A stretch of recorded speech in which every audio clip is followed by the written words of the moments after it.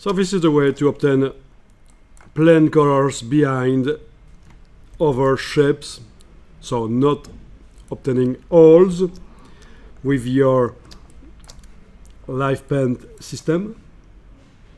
So I select my live paint system here.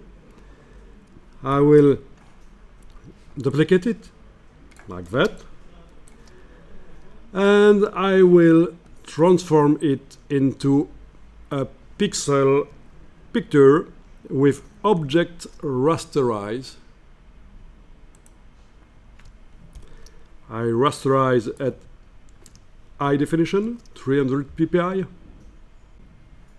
White background or transparent background, it doesn't matter. Okay. So this is a pixel picture. If I zoom in, I see pixels.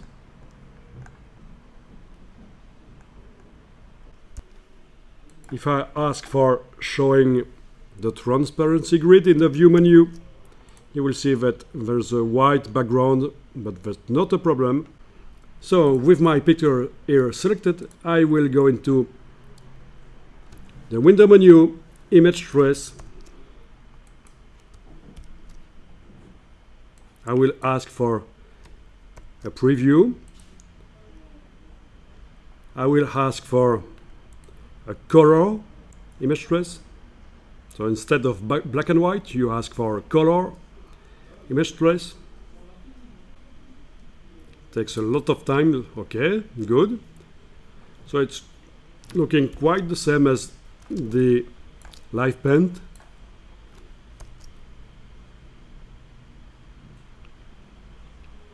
Okay, and here you have the option to ignore white. So white pixels do not generate vectors.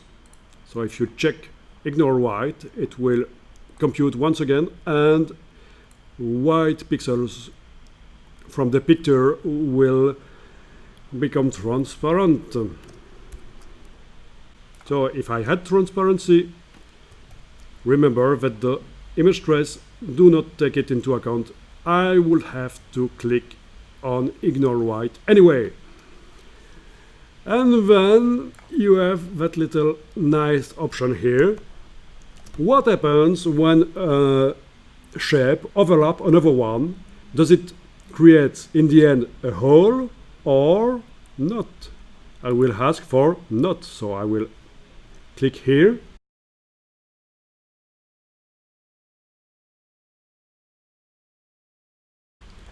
Okay, this method do not allow to ignore white, so I'll have to remove my white vectors later. That's not a problem.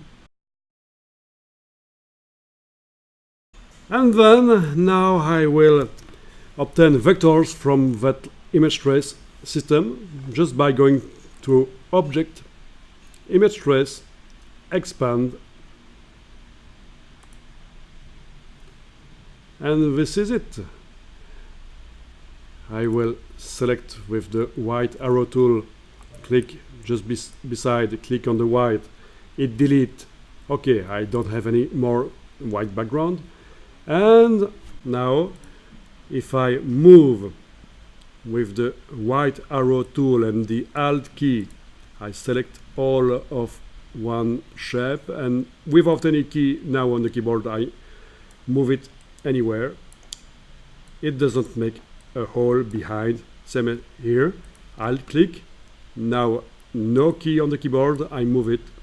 No hole behind. Alt click. I move it.